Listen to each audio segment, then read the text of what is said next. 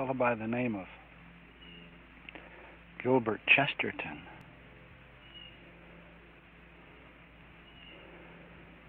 made the comment once that a man must love a thing very much if he not only practices it without any hope of fame or money, but even practices it without any hope of doing it well. Well,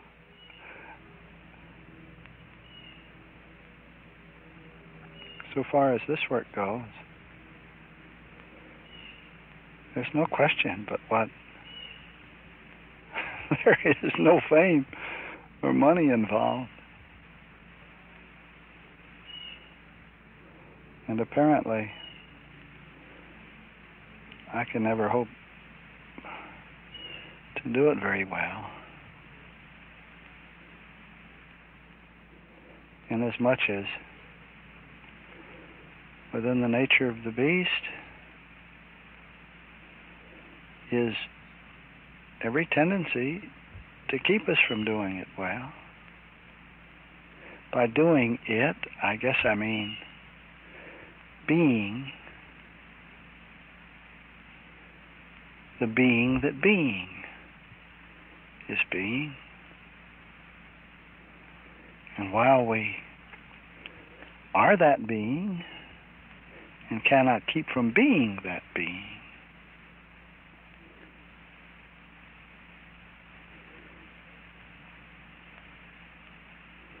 it does seem that this human experience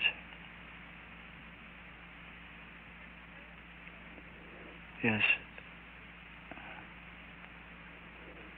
in many ways the obverse of it,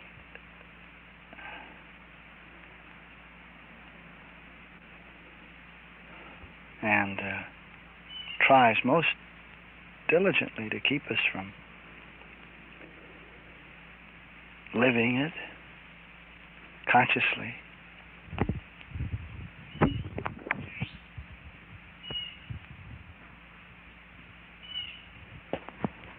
A meditative tape would be a tape in which a thought is presented, sounds are made that evoke or evince thought, and then there's a period following it in which one is given the opportunity to to think those thoughts and to live them.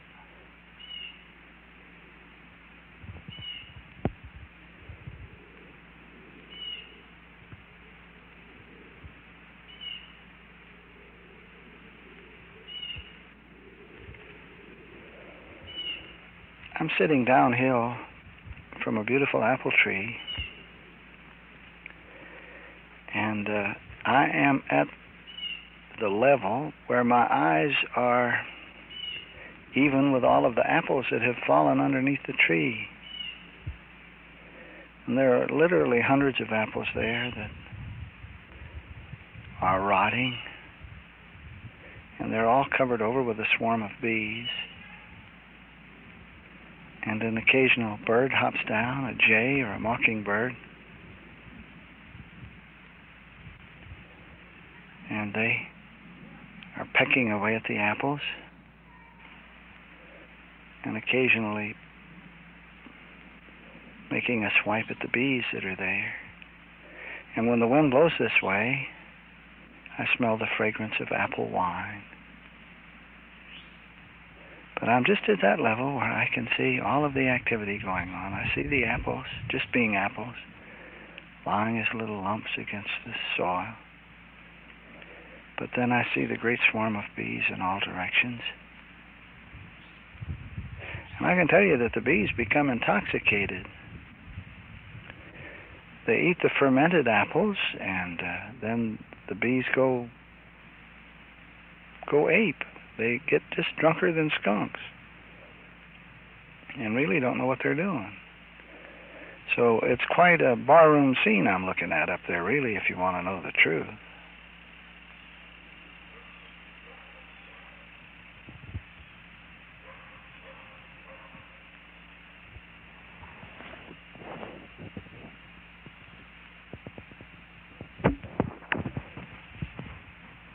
Joseph Conrad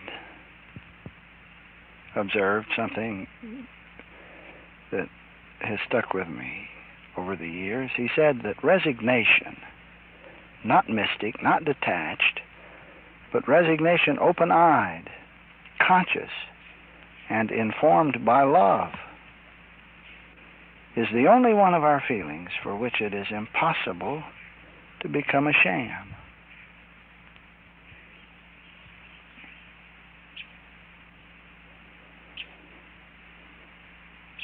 Resignation, that is, to be the being that being is being. To be it.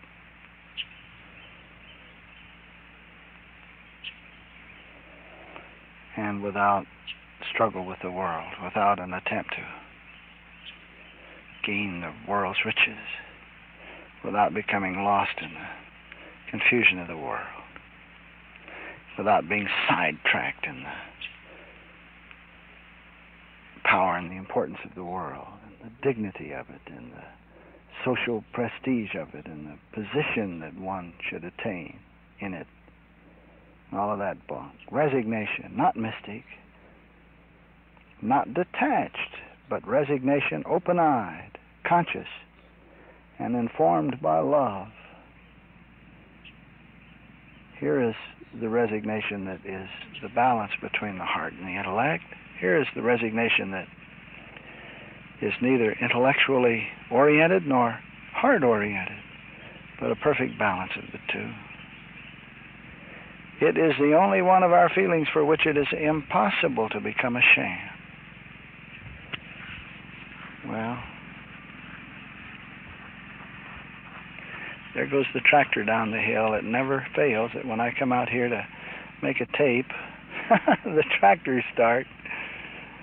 But I find, fortunately, that the tractor's sounds don't pick up so well in this microphone, so okay, we'll carry on. I'm being attacked by a mockingbird who thinks I'm sitting too close to his holly berries.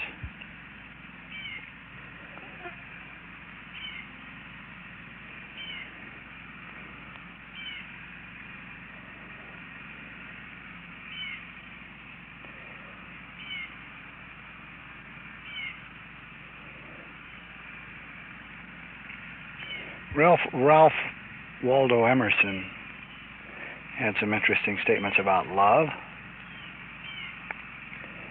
He understood the mathematical precision of it. He said, "Love and you shall be loved."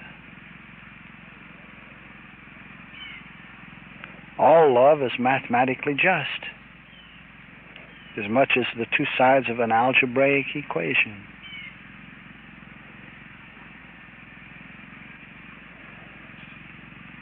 And then, having loved excessively in his life, having suffered the abuse that such living rewards us with, he observed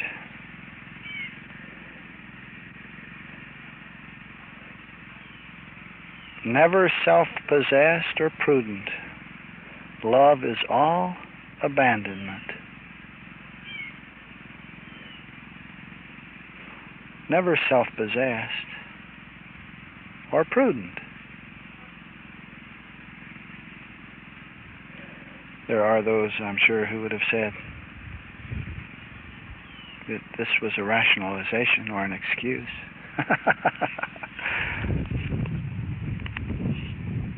But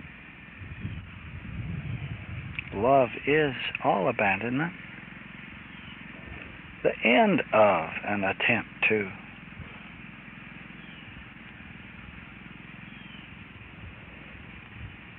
make a position for oneself in a world of people, places, and things.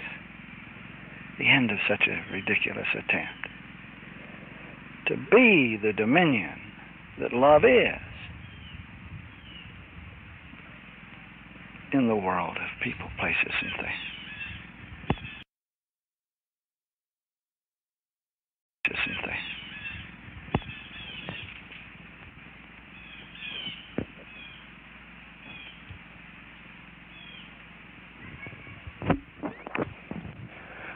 Another fellow with Emerson in his name, Harry Emerson Fosdick,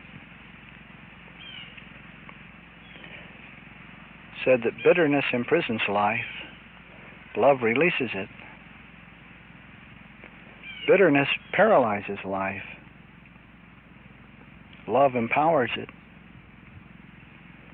Bitterness sours life, love sweetens it.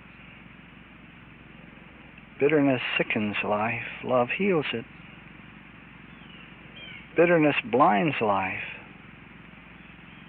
love anoints its eyes.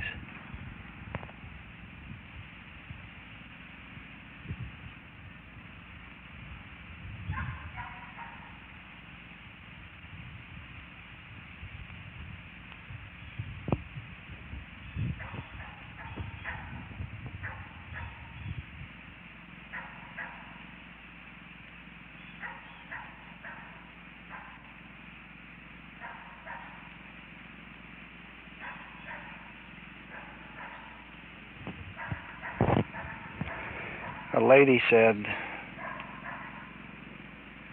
and the lady is Sarah Fuller, I think better known as Margaret Fuller, said that affections, like the conscience, are rather to be led than drawn.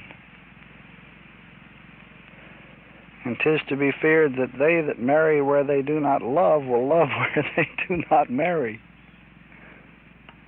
Amen.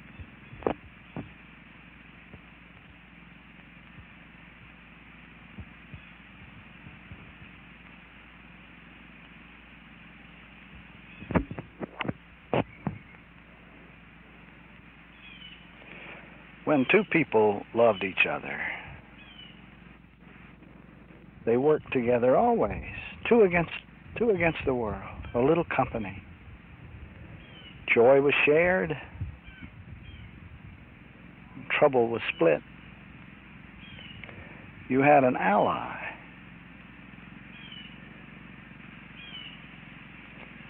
You had a friend somewhere who was helping,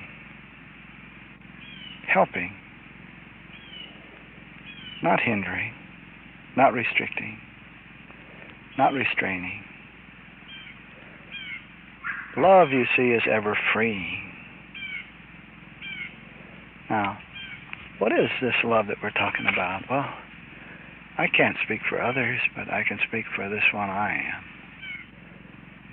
There is a love that I seem to know about, that it would appear that the images of awareness that I see called people know nothing of at all. But it's a grand love, a tremendous love, a stupendous love for an ineffable that I can't put my finger on. For the ineffable is that I call God. Now, I see that ineffable is that I call God being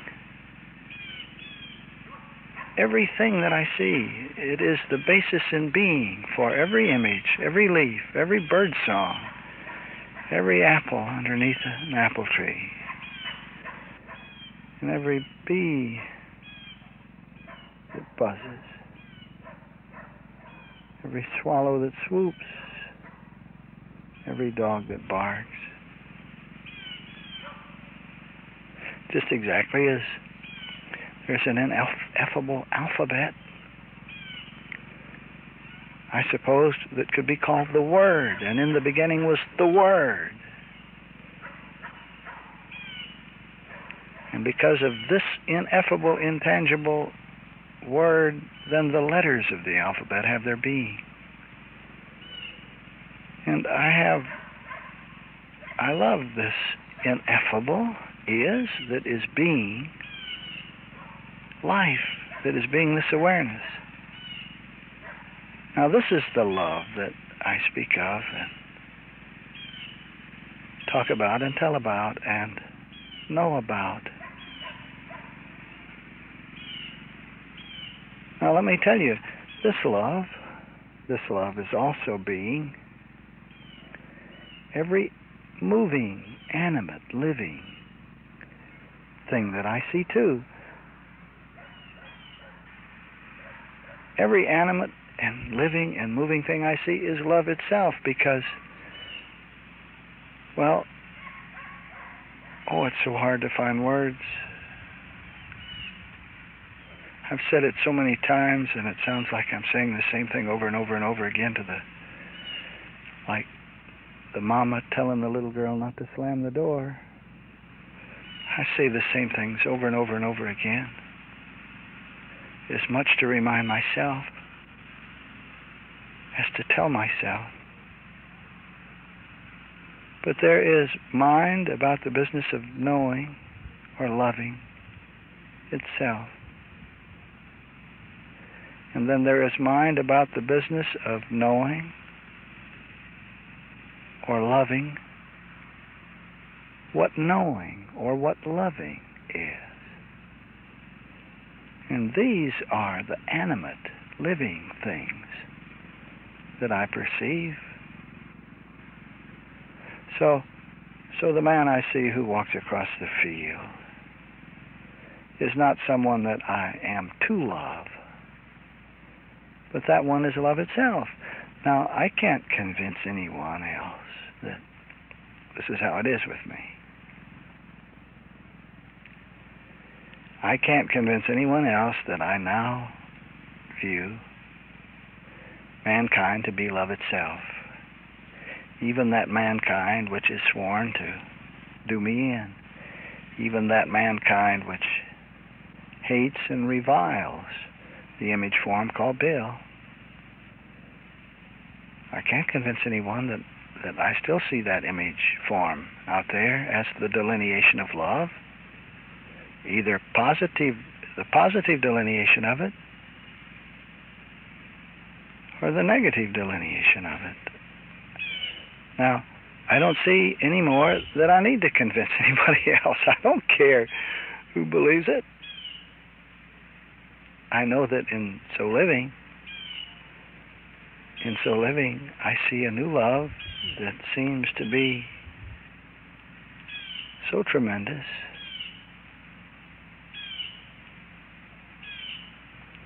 Now, I cannot look out and see any one image.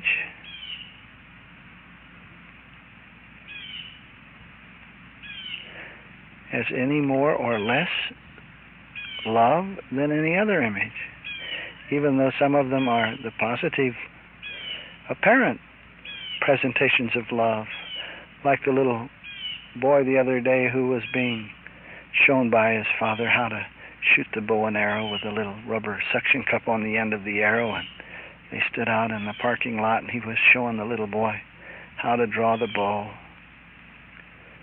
and he stood there behind him, and then he let the arrow go flying and it stuck on the window of the car. Well, here was the positive delineation of love. But what I saw there was a father, love, and a son, love.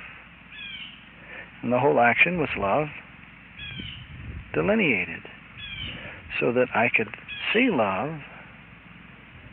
And why should I see love? Because love is what is, and it should be seen and known and understood. But then it was that same day, in fact, almost at the same moment, that I saw the mother in the washateria there, who was hot and pregnant and distraught and wringing wet with perspiration, and she had the little boy that everything the little boy did was wrong. She shouted at the little boy and yelled at the little boy no matter what he did. And she would say, "You stop that this minute." And then she would run over and whap him one on the rear end, and he'd cry. And then a few minutes later, he would do something else, and she would say, come here this minute. You come here this minute." And the little boy would go running over, and then he got whapped again on the rear end. And in a few minutes, it was apparent when he had done something else again, and all of a sudden she says, "You come here this minute," that here was this little booger. When he had done something else again, and all of a sudden she says, "You come here this minute," that here was this little booger maybe 4 years old, maybe 5. And he knew that he was damned if he did and damned if he didn't. He knew that if he didn't go, he was going to get shellacked, and that if he did go, he was going to be shellacked. And here, I'm the observer of the scene now, and I had to muster up all myself to say, what is this I see? What do I really see here? If love really is the only seeing on the scene. Now, of course, this is a lot of mumbo-jumbo to the world. This is mental manipulation to the world. This is a lot of hogwash to those who don't understand. But there are those who do understand, and most especially do I. Here is I, understand, and that's really the only place that it matters, that awareness that listens to this. Right here, right now, understand. I said to myself, now what's going on here? If love is all that's on the scene, and if love is all that can be seen on the scene, and love is doing the seeing, what do I see here? Do I see a hot, impatient, angry mother?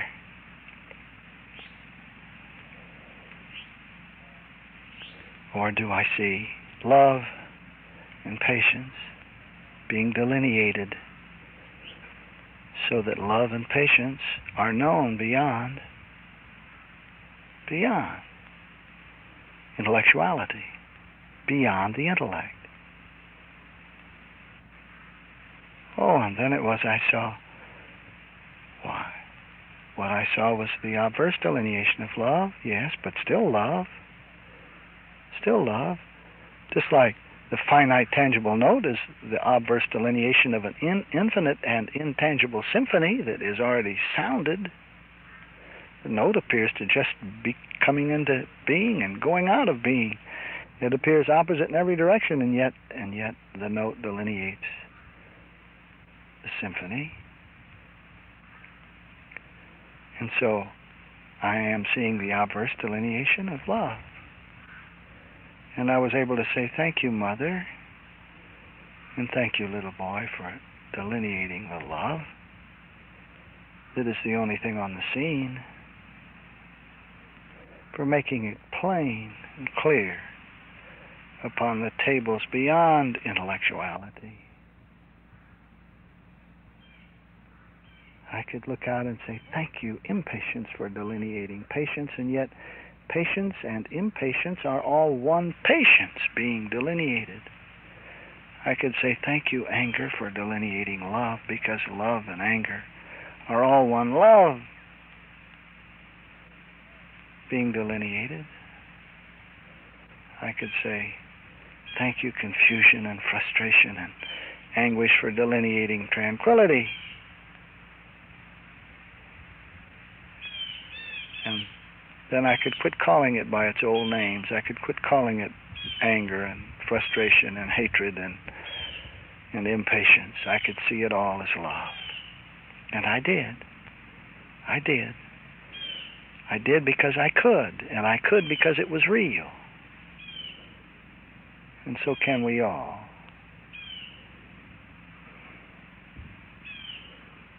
It's possible, even though it isn't easy. It's possible. A yellow butterfly just went by, winging its way.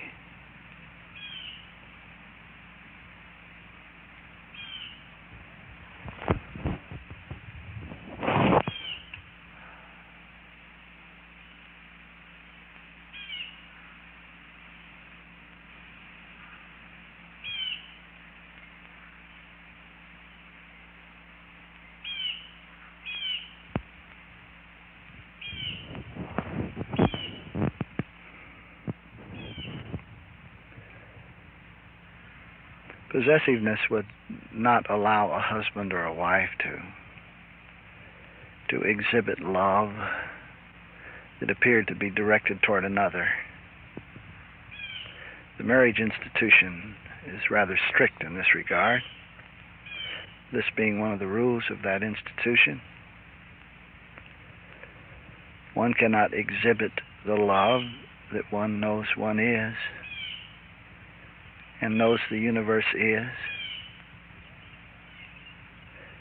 But the 1 in 1,000 and the 2 in 10,000 who come to see this love find themselves incapable of doing anything but exhibiting love and living it.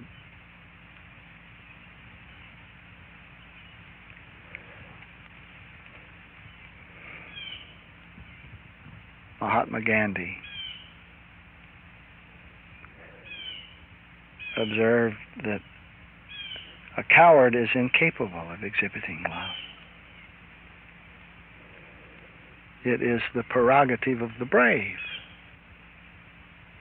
Well, in human terms, yes, it's the prerogative of the brave.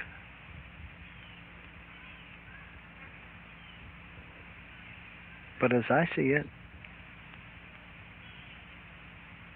one can't help it. Once one sees he is it, and sees that the universe is it,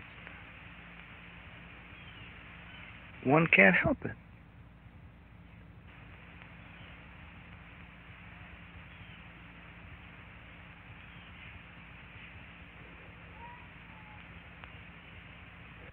And I can assure you that love recognizes and sees itself and understands itself. And those who say they love without seeing this and recognizing this ineffable love just haven't found love at all. And what they call love and profess to be love isn't love. As a matter of fact, as Mrs. Eddy put it, human love is hatred.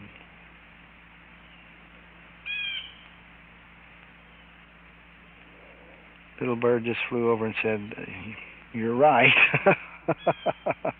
He just said it again and again.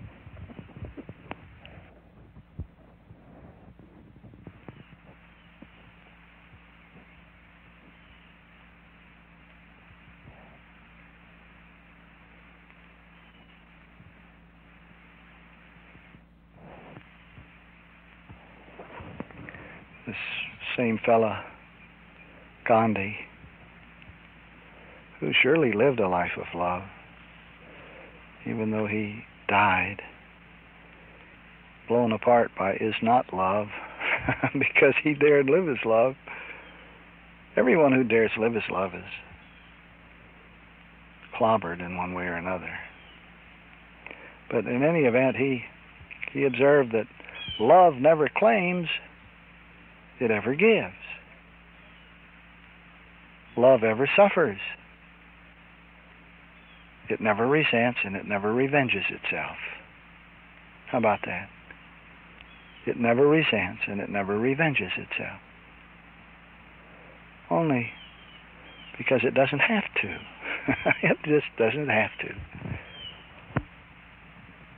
Those who would put their heads against it and try to bring it down find themselves maybe gloriously successful for a time,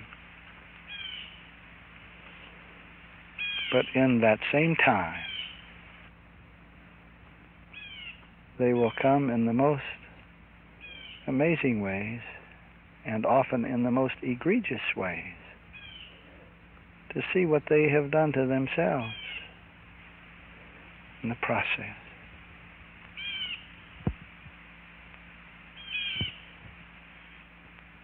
In the process.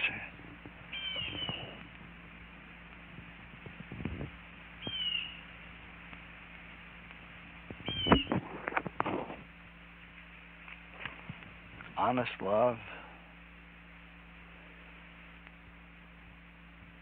can look out at itself and understand its human shortcomings and be patient about it.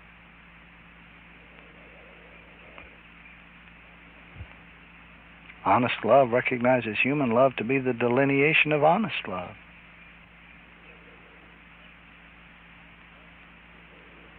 Honest love sees that there is no such thing as a dualism of love, a divine love or a spiritual love and a human love. But it sees it all to be the infinite, ineffable, single But it sees it all to be the infinite, ineffable, single love that identity is and its self-delineation, which are all one infinite love. And so we can talk about love in human terms and not have to think that we're coming down or not talking in the absolute. In that regard, here's a very beautiful little thing that I found, written by a gentleman whose name is Ernest Havman. I don't know who this man is, but he made a very beautiful picture in this statement. Listen. You can see them alongside the shuffleboard courts in Florida, or on the porches of the old folks' home up north. An old man with snow white hair, a little hard of hearing, reading the newspaper through a magnifying glass. An old woman in a shapeless dress, her knuckles gnarled by arthritis, wearing sandals to ease her aching arches. They are holding hands,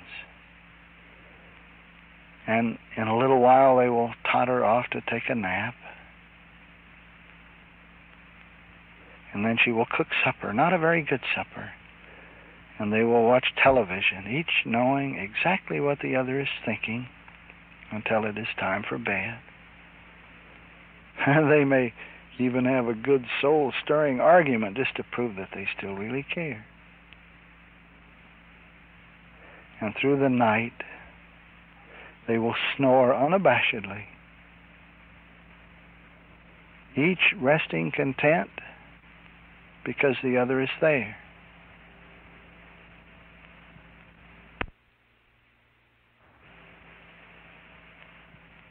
They are in love. They have always been in love, although sometimes they would have denied it. And because they have been in love, they have survived everything that life could throw at them, even their own failures.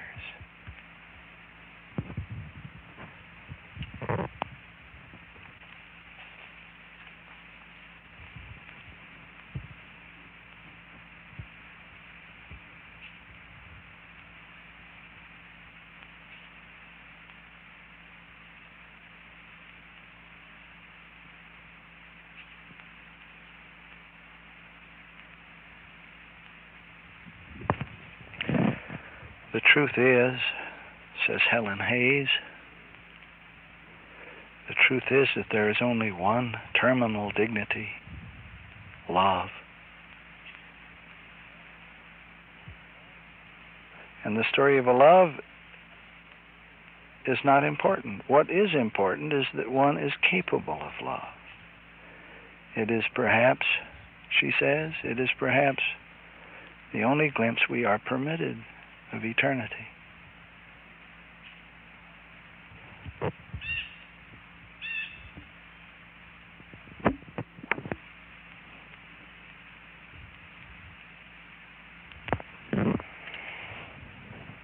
Alfred Adler said there is a law that man should love his neighbor as himself. In a few hundred years, it should be as natural to mankind as breathing or the upright gait. But if he does not learn it, he must perish.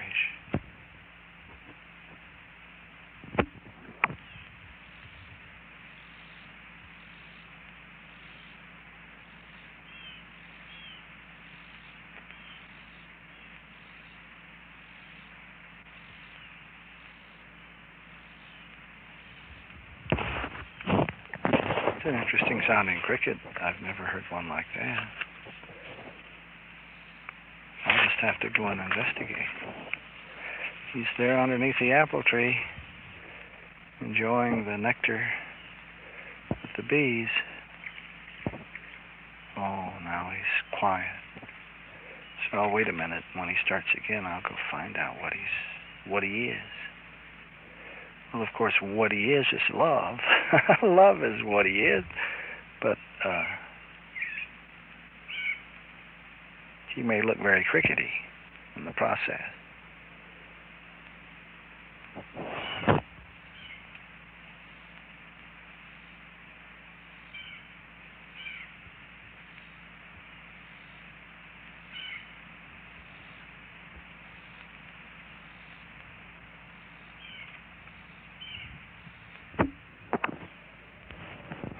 Voltaire said that love is a canvas furnished by nature and embroidered by imagination.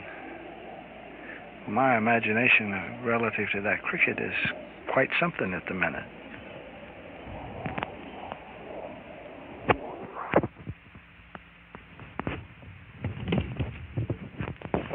I wonder what the queen bee thinks about all of her workmen returning to the hive all potted beyond recognition and pasted and plastered totally and completely from all of these overripe apples. The ground is just literally covered with bees up there, all in varying states of intoxication, and every kind of a bee is there. Wasps and yellow jackets and bumblebees and honeybees. And they are really having a heyday. They are not tending to business. Strictly not tending to business. And there are butterflies there, too. And so, wonder if this lessens the capacity of the hive to thrive properly.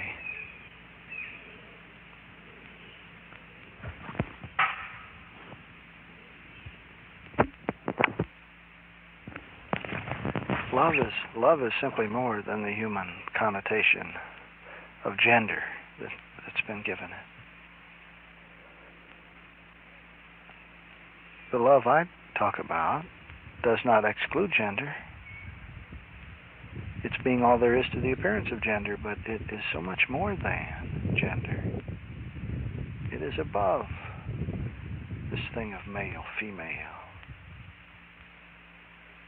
The love that I comprehend identity to be understands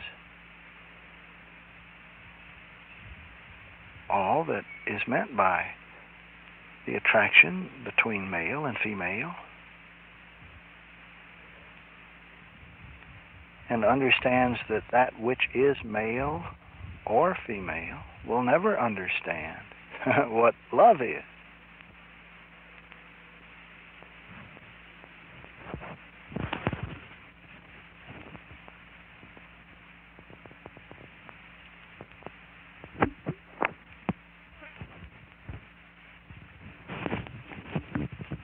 Infinite love, far above all mortal strife.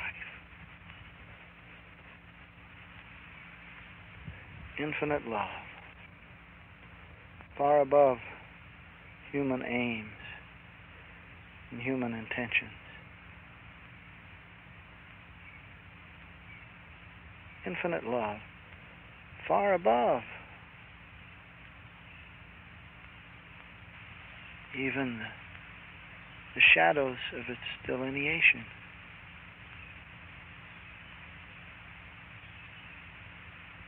Infinite love, far above all human trials, tribulations, limitations, restrictions.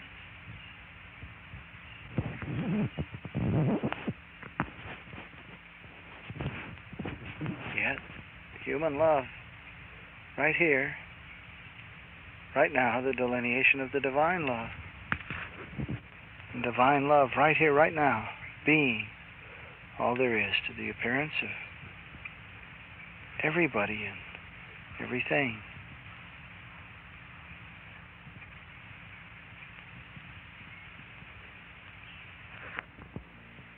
Incidentally, that strange sound coming from under the apple tree was a drunken cricket.